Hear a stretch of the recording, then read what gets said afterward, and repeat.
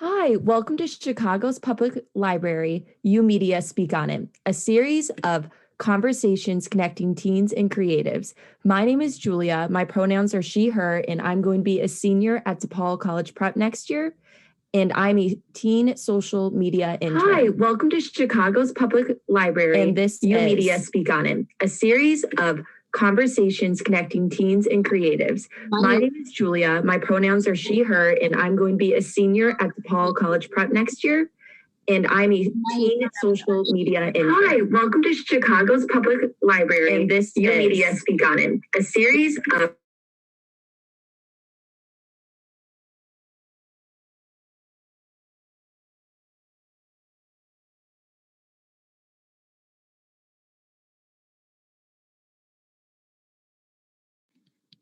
And so today we are speaking with Anki Deo of Our Streets Now. Anki is a campaigner on the streets team for Our Street Now that focuses on getting voices heard about sexual harassment and prioritizing making changes to our current laws.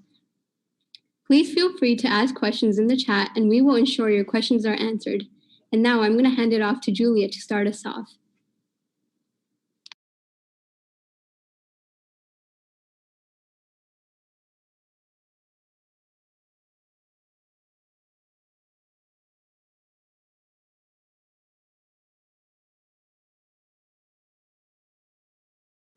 All right, so our first question is, when stopping in a cafe to get work done, what is your go-to drink?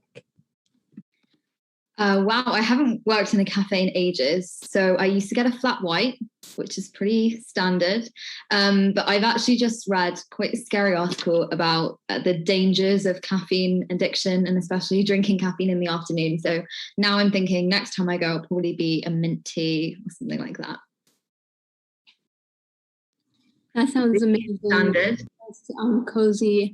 Can you tell us a little bit more about yourself? When were you born? Where did you go grow up, and where did you go to college? Sure. So I grew up in the suburbs of southwest London, which was really lovely. It was quite boring and kind of leafy, but I loved it. And then I went to university at Cambridge, which was quite a strange experience. It's very fast paced, quite pushy. And I guess you feel so unique while you're having it. But yeah, it was quite interesting. And I graduated during the pandemic. So yeah, it's been great ever since then. I've been working in a school as a teacher. So that's what I've just got home from now. Oh, wow. Graduating during the pandemic isn't that great, but you made it, and that's great that you're now a teacher. Is there a specific subject that you teach in school, or?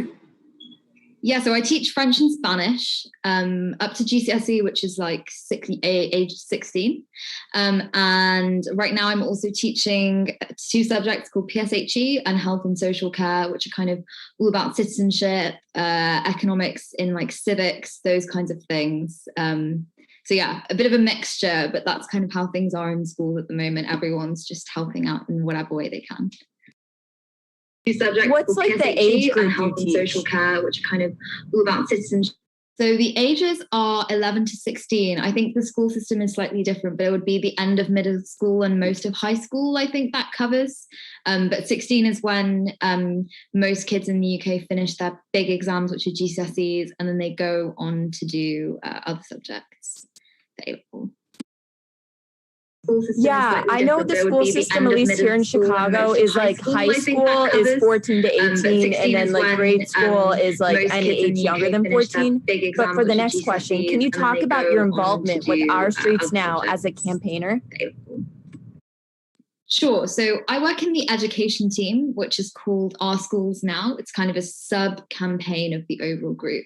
And I would say the focus of this campaign is kind of twofold.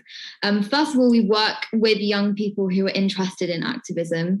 So, for example, we lead workshops or offer advice through email or through social media for young people who want to tackle public sexual harassment in their own schools and their communities. But then secondly, we also target schools themselves to kind of get them to change their attitudes and their policies towards sexual harassment. So I personally have been making lesson plans, which have been taught in different schools. And then we've been making kind of different resources to help schools come together and actually tackle it. Because obviously teachers nowadays are very busy, especially with the pandemic. The exams thing kind of went a bit askew. So it's kind of our job, we feel, to make it as easy as possible, as simple as possible for schools to just get on with it and start identifying, dealing with, and eventually preventing public sexual harassment from even happening in the first place. Yeah, no, I think that's perfect. Just because I know, like, growing up, I didn't really like hear much about that until like I hit high school and just educated myself, and it's still currently an issue here in Chicago as well. But I wanted to ask, can you talk a little bit more about your involvement with Our Streets Now as a campaigner? Like what actions do you take on your day-to-day life? So the biggest thing I've done, like I said, was developing the lesson resources and what's called a scheme of work, which is kind of linking the existing curriculum, which was kind of the government's layout of what all children should be learning as part of their social education, and kind of linking that to public sexual harassment specifically, because the curriculum does talk about forms of sexual harassment and forms of harmful behavior, but schools often overlook public sexual harassment, even though it's something that's really frequently experienced. I mean, for example, 35% of schoolgirls in the UK have been sexually harassed wearing their school uniform. So, you know, they're visibly underage and still being harassed. I think we kind of realised that schools are the really obvious way to tackle this, because young people deserve to be informed about what will most likely, sadly, happen in their lives.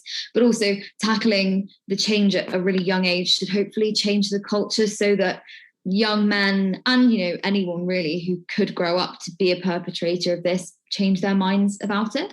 But I'm also currently organising a programme to work with young people over the summer called Summer Change Makers, which is for 14 to 18-year-old students, and will basically be talking about how to create a manifesto for change, and then how to create a campaign that works on one of those. It's all a bit vague at the moment because we really want to let people work out what they want to do.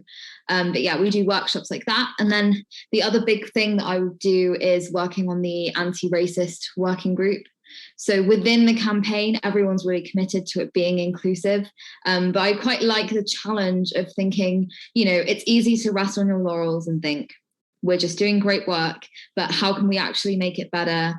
How can we make our stance on anti-racist organising really clear, and that's at the heart of what we do? So, for example, on the schools campaign, we're looking at how our rhetoric and how our policy recommendations don't inadvertently criminalise young men of colour. So as much as we need to, you know, not tolerate this behaviour, how can we put that across in a way that doesn't mean that young men of colour get disproportionately targeted by disciplinary procedures? I find that, you know, we've not finished really thinking that one all the way through, but that's the kind of question that I think the anti-racist stance really comes in there. Yeah, and do you use like these to like teach in your own lesson plans for your own students? Yeah, so I actually did have the opportunity to teach my own students, and it was really nice because it was my form class as well. So it was kids I knew really well. And I think especially because public sexual harassment is quite a sadly pervasive experience, it's one in which the kids can really let loose and talk about their own personal experience. It's not too intimate, it's not too private that they feel kind of embarrassed to sorry, there's a pigeon like smashed against the window. Okay. Yeah, they don't feel too embarrassed to share their experiences. And I think they actually found it quite healing to talk about it together and identify the fact that with public sexual harassment, because of the quite fleeting nature of it and the fact that the perpetrator can be unknown, it can be really difficult to process the emotions in the moment. And I think for them realizing that, you know, it would be okay for it to, for them to, in the moment, just be a bit nervous, be a bit scared, not necessarily stand up for themselves in the way they might want to, but there would be actions that they could take afterwards to stand up for themselves and to be more empowered. I think that was actually a really touching moment. And that was something that I incorporated into lesson plans afterwards, having had that teaching experience. So that was like quite lucky for me to be able to experiencing it from both sides, as the planner and then as the executor almost. Wow, that's really powerful that you're providing this like safe space for these kids just to open up about sexual harassment and learn about it.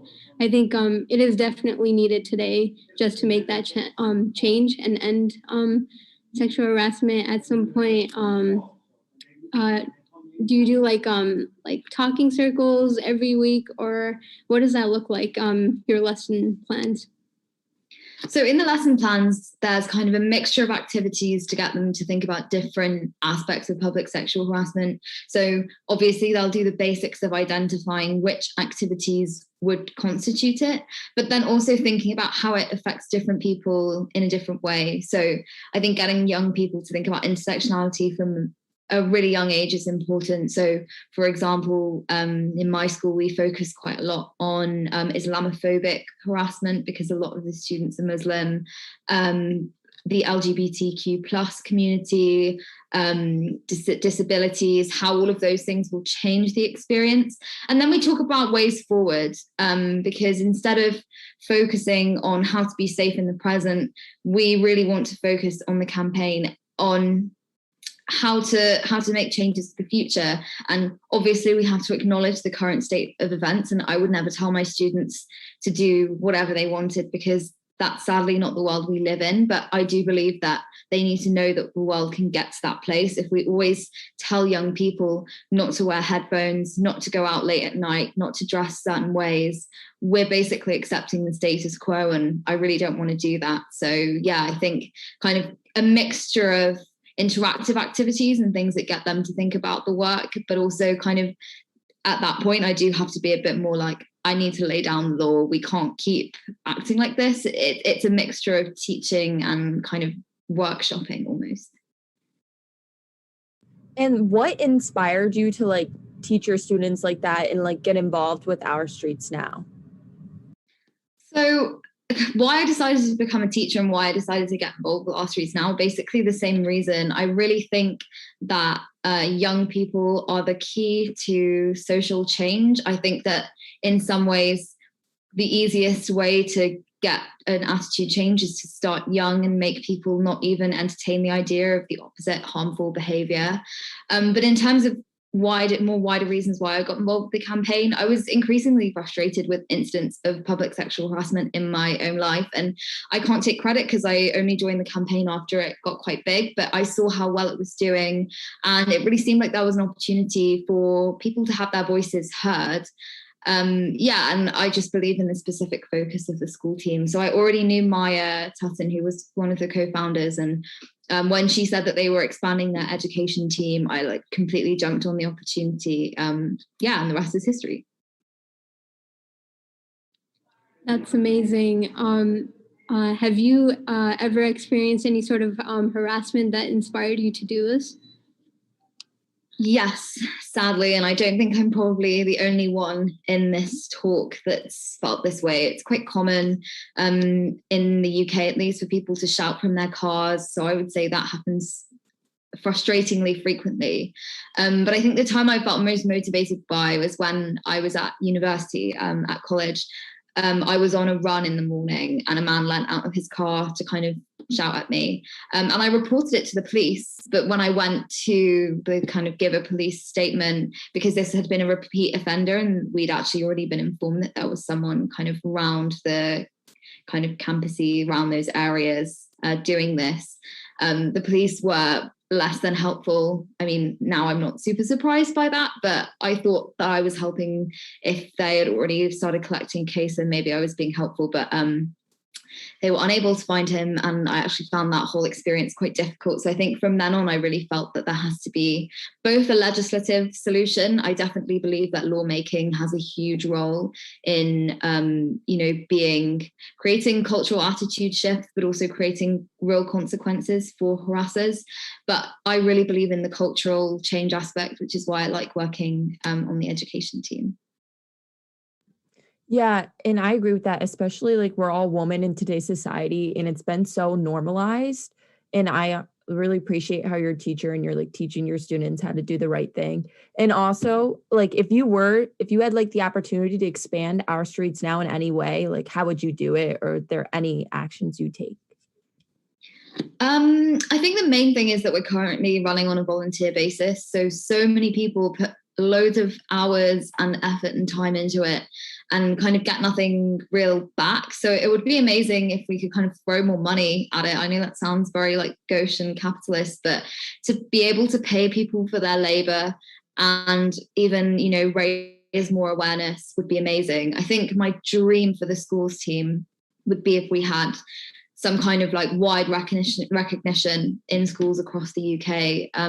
Often the schools that we reach are the ones with the teachers who already really care, they're already passionate, and they're just waiting for the resources to come and the knowledge to come. But I'm sure the schools that could do with it a bit more, where they have that kind of inbuilt culture that comes from the top down, we might not be reaching them yet. So I think if we could have even more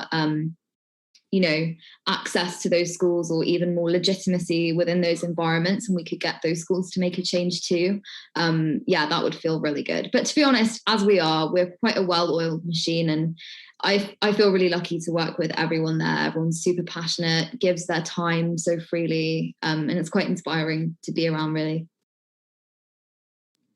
Yeah, no, definitely. I think if we just get as many volunteers and get schools on top of this curriculum to make that change towards sexual harassment, we're just like going down the right path. And so I want to ask, where do you hope Our Streets Now will be in 5 years? So I have a couple of things. On the legislative side of things, in terms of making public sexual harassment illegal, I hope that would be in action. I mean, we've made amazing strides. I can't take any credit for it because I'm not on that side of the campaign, but amazing work has been done on that. And I think, recent events in the UK really led people to believe that this is something that is actually a great idea and would be really important. But in terms of the school side of things, like I said, having a bit more recognition, a bit more status in schools, but also for public sexual harassment to be recognised within the relationships and sex education curriculum in the UK, and for that to be rolled out really consistently everywhere. Because in its current state, it's amazing that we now have compulsory relationships and sex education. That's quite a recent change from last year. But I think the quality of that can vary quite widely from school to school. So I think in 5 years, with some really dedicated campaigning and quite focused outreach to specific schools, that could be achieved. And obviously this could be a bit of a pipe dream, but I think running similar campaigns in other countries would be amazing. Obviously the UK is not the only country with this issue, like you both have alluded to. So obviously that would require a lot of volunteers, but that would be amazing too. Most definitely. I think it would be really helpful if a similar campaign like Our Streets Now can have a similar impact here in Chicago, just because this issue is just so normalized, like on our streets and even in school and relationships. So I don't know, maybe making that first step towards creating a campaign similar to this would be pretty helpful. Yeah. And to help change our world and help better our societies. And like you said, that like one of the main focuses like you do on Our Streets Now is education in changing current policies. Have you had an opportunity to work for this specific cause with Our Streets? And if so, can you share your experience?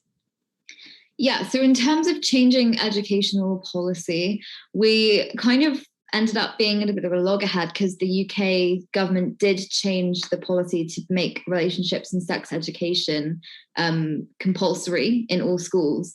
But like I said, the quality differs, and the fact that public sexual harassment doesn't always get mentioned can be a bit of a problem. And I think that's also the issue with relationships and sex education, of whether you're teaching it in a kind of neoliberal way, in which case it's kind of abstain, and we're only teaching it within a certain set of values, which can be very excluding for more marginalized voices. So I'm thinking particularly of the LGBTQ plus community, versus just giving students the information that they need. So we try really hard, and we always run the resources and things that we create past kind of a consulting team of students, parents, and teachers, just to check that we have the right tone, that it matches the experiences of young people, and that it's relevant to them.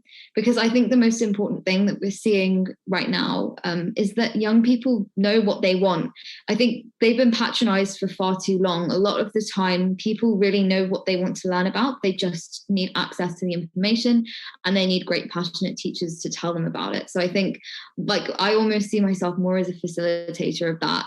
It's not necessarily for us to decide what people should know, although obviously with relationships and sex education there are clear basics like consent, but it's more for us to kind of allow people to find out what they're curious about. And I think a great example of this is the fact that I was teaching students about coercive control and how to identify it in a relationship, and one of them kind of expressed a feeling that they knew how to identify a lot of things, but they didn't know how to tell anyone about them. And that's a step that we very commonly miss. It's very easy for us to say, well, here are all the problems, and if they happen, just tell someone. But actually, how do you start those conversations? Who do you choose? If you choose someone and they break your confidentiality, what do you do? If you choose someone and they find it funny or ignore you, you know, we don't always necessarily think through all of the different ways that young people experience these things. So I found that experience really valuable, being able to kind of plan, get feedback, refine it again. And, you know, we're always looking to update our resources and add more and kind of think about them in different ways. So yeah, that's like the main thing I really enjoy about that side of things. Yeah, and is it okay if I ask, how can you just start those conversations with people, their loved ones, maybe about a sexual harassment issue in their relationship, or maybe a sign of it? Just because I feel like in our generation, usually like a lot of like people are silenced about it, just because it might be an uncomfortable like conversation, but it has to like open up. So how would you say that, how to start off that conversation with someone? So the main things I would say is that before starting that conversation, you always have to make sure it's happening in the right way. So choosing a time when you know that person has your attention, that they won't, you know, either inadvertently or intentionally interrupt you or leave you halfway, leaving you feeling quite exposed. And then I think just really describing everything that happened and how you feel about it as well. I think sometimes people kind of go into police mode, or at least what they've seen in police TV shows, and they want to know all the cold, hard facts. They're really important. But I think, especially with something like public sexual harassment, where unfortunately, due to the nature of the incident, you're not necessarily going to get that kind of restorative justice that you would want, because that person's probably left your life.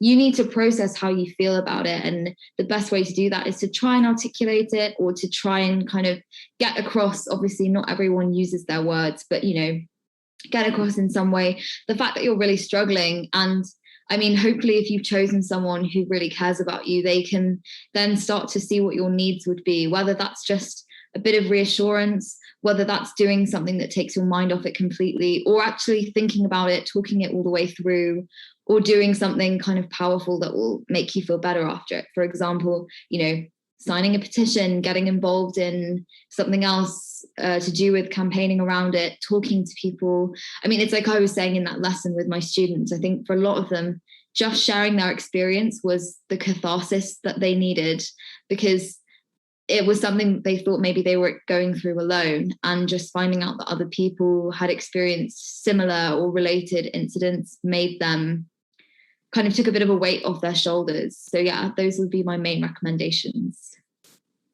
Wow, that's really touching that your students get to feel that they're not alone and they're in this together, and sexual harassment does happen, and in a way they can connect to each other and how they can just like end that. And I wanted to ask, are there any specific laws you would like to be in place to help end public sexual harassment? Yeah, so our legal campaign, which is called #CrimeNotCompliment, is aiming to introduce essentially kind of criminalizing public sexual harassment by making the perpetrators pay a fine or something similar for being perpetrators of it. Obviously, that's not necessarily going to work in every case. So the aim is not necessarily to have all of these people be fined or locked up or anything like that. Obviously, justice doesn't come about just by people interacting with the police and justice system. It's more about the cultural message it sends out, that things which are enshrined in law are either tolerated or not tolerated, and showing through the kind of the law of the nation that we don't tolerate this and that it is actually a crime and unacceptable behavior is just really powerful. I think it would put it on par with other things. And I think the example that Maya in general always uses, it's illegal to throw away cigarettes and litter, but it's not illegal to shout at people in the street. Really, really, really kind of humiliating and quite threatening things. That seems like it's completely at odds with how our society should be. So I think, just a law criminalizing it and kind of explicitly saying that it's not tolerated is really important. Yes, I agree with that. I think that's super important. And I do think that if like laws are in place and stuff and fines, and like you said, that'll really help. And I know you touched on this earlier through like your experience and stuff and why you went into this, but what motivated you to cultivate change? I think it's a couple of things. Firstly, the fact that activism works. There's such a long line of activists before us, particularly grassroots activism started by women of colour, and really inclusive campaigns that have achieved real tangible change. I think that makes me feel like it's worthwhile because there's precedent, it does work. And especially when you think kind of through history, things which seemed really subversive and like they were really challenging the status quo have now become completely accepted, and we get that sense of like they were right all along. That definitely makes me realize that societal change is possible. And yeah, like I said, I want to do that through education. But I also love through teaching, seeing how empowered young people are. I mean, they know so much more about societal structures, how it works, particularly I'm thinking around racism, sexism, their inclusiveness regarding sexuality, I just find really inspiring. And I think I'm not that much older than my students, but seeing how big of a gulf there is from when I was at school to them makes me think that, you know, we can be optimistic for the future. This is a generation that really cares about representation, about rights, and about kind of dignity and equalness of dignity as well. Yeah, no, I agree. I feel like our generation just pushes for change and like holds people accountable for their actions. And I just love that about our generation. I can just see like so much passion. I just love it. And what advice do you have for young activists? So I think the main two things I would say is firstly, join a collective or a campaign. If you care about activism, don't do it alone, because it will, I mean, it's not that you can't, but it will feel so much better for you to know that there are like-minded people around you and people there to support you and kind of be there for you when you're like finding it a bit difficult. I think that's really important. And I really believe in collective change and also the importance of having different voices. No one person can see a problem from every angle. So having other people around you to kind of get you thinking creatively is really important. And the other thing I would say that I've noticed slightly more recently is to avoid the difficulties of social media if you want to, not feeling like you have to participate in social media to be an activist. And that comes from my own personal experience. I'm not really on my personal accounts in a big way. I don't I contact friends, I share things and donate and everything, but in a very private way. And I think in some ways there's this feeling that to be an agent of change, you have to be massive, you have to have a certain number of followers, otherwise your voice doesn't count. And I don't believe that that's true. I think that activism is worthwhile no matter what scale you're doing it on. And although obviously our campaign really does benefit from its big social media reach, not everyone on the campaign spends their time there. It's a great use of time, and I'm really proud of our social media, but it's not my skill set, and I'm happy to use my skills. So I think, not worrying if social media is not your thing. It seems like a weird point to say, but I don't know whether people do feel like they're nothing without 10K followers. And that just seems really upsetting, because everyone has something incredible to give to a campaign, I believe. Yeah, I agree with that, because I know, like, at least like for me, and I'm sure like plenty of people my age can agree, like it can really like get down on their self-esteem if they look and they don't have as many followers as they want and they feel like they're not worthy. But yeah. And before this interview ends, I just want to thank you, because I know that teaching can be a very difficult field. And I feel like what you're doing is making such a big impact on so many different kids. And I really do think that this will help their future. And to leave off on a positive note, like, what are you looking forward to this summer? And like, what are some summer plans? And now that the world is opening back up, are you looking to travel anywhere? So I'm not sure about traveling yet, because the UK is in a bit of a sticky situation, but I've really loved walking through the whole pandemic. I got really into just walking around, and I would love to start going for kind of more specific walks, especially along the coast of the UK, but also just enjoying my city. I absolutely love London. It's amazing that restaurants and galleries are opening up. But I'm also moving house, so that could be quite stressful. And in terms of travel, I would love to be able to go back to India, which is where I'm from, and visit my Aji, my grandmother.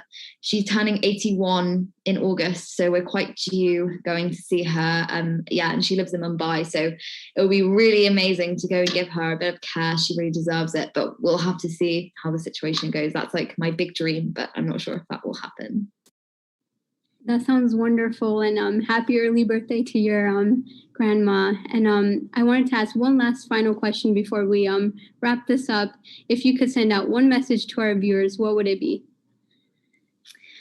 I think regarding public sexual harassment, my message would just be trust in the validity of your experiences and the fact that you will process things in your own time. I really hate the idea that people would feel guilty about not being able to respond in the moment, but there are so many ways of empowering yourself and showing your resistance after something like that happens. For example, doing things like joining our campaign, talking about it, making art about it. I think people worry sometimes about that if they don't stand up for themselves in the moment, then they've failed themselves. And I don't believe that that's true. I think that everyone needs the right amount of time to get through things, and that any time that you resist, even if it's quite long afterwards, is still resistance. And that's what really counts. That's what people should focus on. That's really beautiful. Just to like let viewers know that they're not alone, and they truly have someone on their side. And I do want to thank you for having this conversation with me and Julia. It's just been so empowering and moving to learn what you do and the impact that you have with Our Streets Now. And I do want to thank the viewers for watching this live stream, and you guys can watch it later on YouTube. And thank you again. Thanks so much. It's been my pleasure. I love the questions, and it was really nice talking to you both. Yeah, it was so nice meeting you.